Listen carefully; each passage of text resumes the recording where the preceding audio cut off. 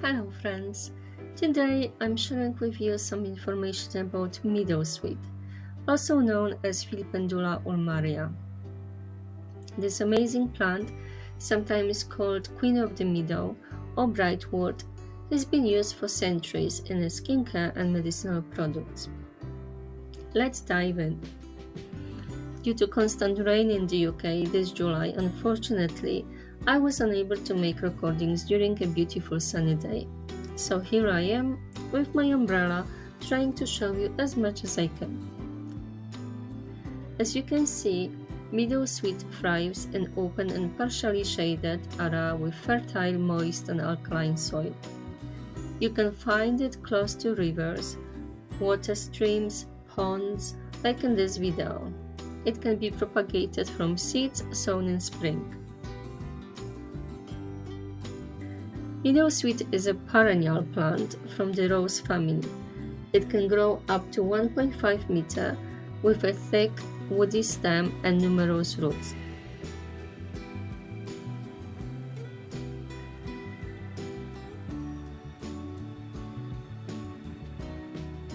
The stem is straight, stiff and hollow, with a little reddish color. Its basal leaves are large and pinnate, covered with underneath with white short hairs. You can feel the difference under the leaf. I cannot see the hairs well.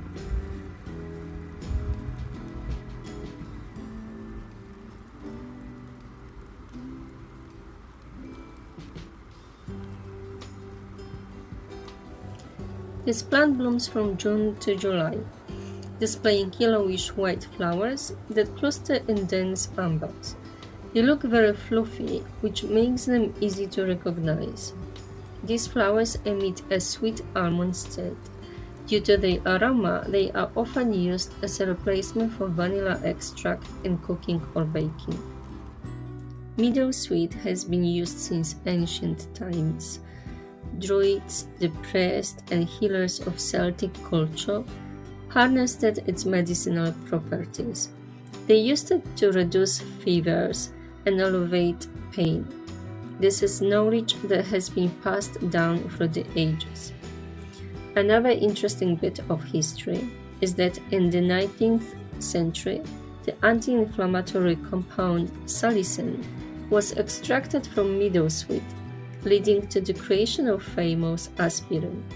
The drug's name is derived from Filipendula Ulmaria, an old name for meadowsweet. This plant is packed with beneficial compounds like phenolic glycosides, tannins, flavonoids, and essential oils. It boasts anti-inflammatory, analgesic, choleretic, diuretic, astringent, and detoxifying properties, among others. Infusions and decoctions of meadowsweet are used to treat rheumatic disease, colds, flu, urinary tract infections, and digestive disorders. Externally, they help with eye inflammations, wounds, ulcers, and acne. In cosmetics, meadowsweet is valued for its ability to tighten pores and refresh the skin, making it ideal for oily and acne-prone skin. It's also used in hair care to manage oily hair.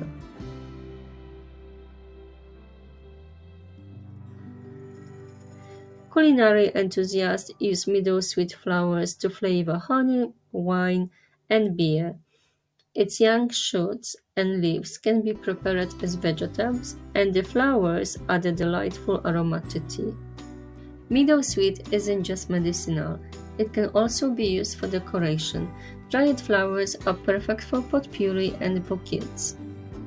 You can also use to dye fabrics, producing multicolored dyes from different parts of the plant. It is important to note that meadowsweet should be avoided by those allergic to salicylates. High dose may cause gastrointestinal irritation. The best time for harvesting is from June to July, when some flowers are still unopened. They can be dried in a ventilated shade place at room temperature or and dry set to 30 degrees. Proper storage in dry, light-free containers ensure the herbs retain its qualities. Here is the method I used this year for drying. Keep in mind that all flowers you harvest still have small insects on them.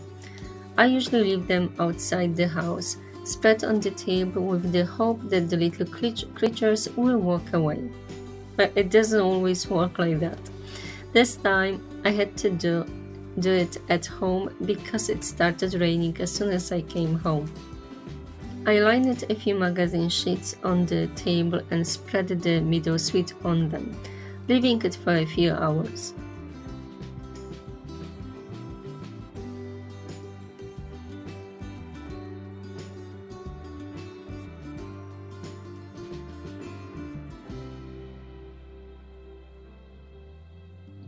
Before I start the drying process, I look through each stem, checking flowers and removing any remaining insects.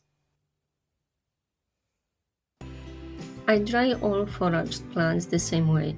I set my dehydrator on the lowest temperature, which is unfortunately 40 degrees, and I keep it until the plant is completely dry and crushes easily between my fingers. I switch it off at night, and if necessary, I turn it back on the next day in the morning. When I dry plants with both flowers and leaves edible, I like to store them separately. It makes it easier later when I need only flower powder for a recipe. I don't have to separate it from the leaves. As you notice, I was drying Meadowsweet with stems. I will be using them to make decorative fire starters like these on the photos. Stems will make a great base, and fire starters will make awesome gift during autumn or winter season. Once all is placed in jars, I create simple labels and mark jars with the name of the month and the year.